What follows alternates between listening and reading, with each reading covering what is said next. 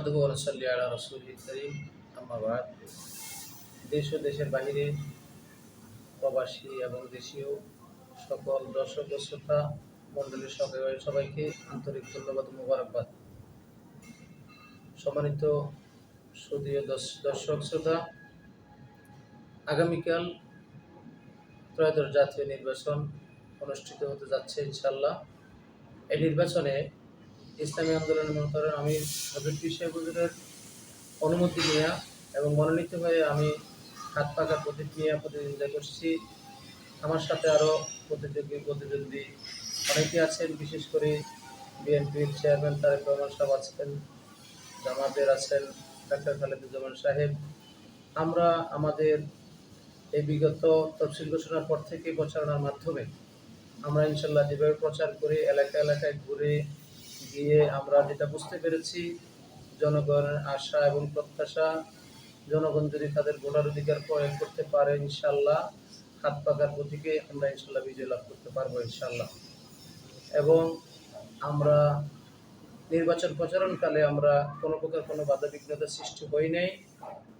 সেই হিসাবে আমরা আশা রাখবো নির্বাচন কমিশনের কাছে এবং প্রত্যাশা আগামী দিনেও কোনো প্রকার কোনো সমস্যা ঘটবে না, হবে না।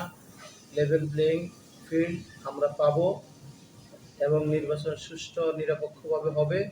তার ইনশাল্লাহ প্রত্যেকটি জনগণ তাদের ভোটার অধিকার যখন প্রয়োগ করতে পারবে, উৎফুল্ল এবং উৎসবমুখী নির্বাচন যখন হবে ইনশাল্লাহ, তখনই প্রত্যেকটা মানুষ তাদের ভোটার অধিকার প্রয়োগ করতে পারবে।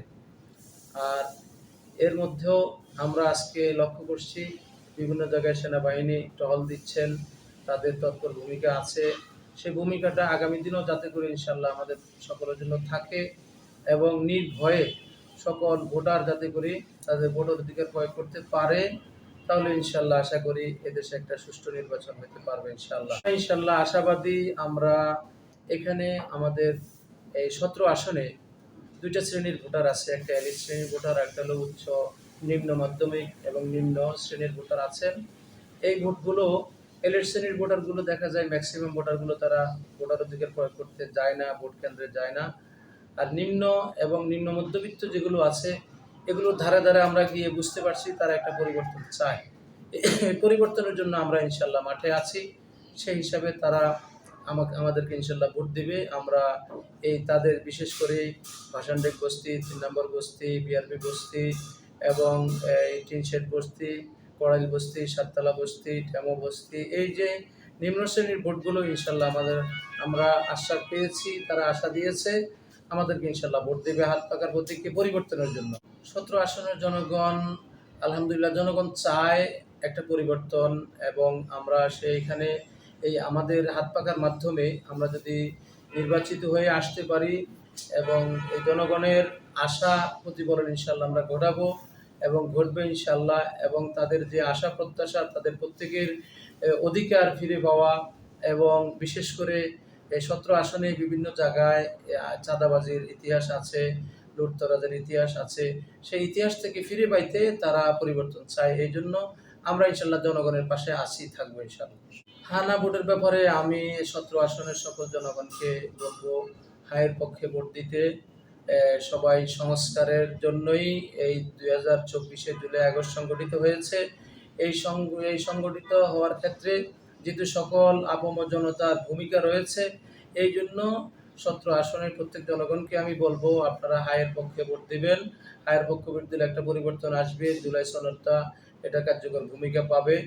আর না হয় যদি নায়ের পক্ষে ভোট পড়ে, তাহলে আমরা যে এখন নির্বাচনে অংশগ্রহণ করতেছি এই নির্বাচনটাই অবৈধ হয়ে যাবে। কারণ এই যে তত্ত্বাবধায়ক সরকার, অন্তর্বর্তী সরকার, তারা তো এত দীর্ঘদিন পরে নির্বাচন দেওয়ার তাদের কোনো অধিকার সংবিধানে নাই। তো সেই ক্ষেত্রে জুলাই সনদের মাধ্যমে তারা নির্বাচনটা দিতে পারে। তো সুতরাং জুলাই সনদটা কার্যকর ভূমিকার জন্য হায়ের পক্ষে ভোট দেওয়া একান্ত প্রয়োজন। আমি জনগণকে লক্ষ্য করে বলবো যাতে করে হায়ের পক্ষে ভোট দেয় এবং আমাদের হাত পাকার জন্য, হাত পাকাকে যাতে করে বিজয় করার লক্ষ্যে আমাদেরকে ভোট দেয়। আমি ডাক্তার মুফতি মোহাম্মদুল্লাহ আনসারী আমি গভর্নমেন্ট হোমিও কলেজ মসজিদের ইমাম এবং একটা মাদ্রাসার প্রিন্সিপাল, এবং আমি ডাক্তার, এবং অদ্য 30 বছর যাবৎ আমি চিকিৎসা সেবা করে যাচ্ছি।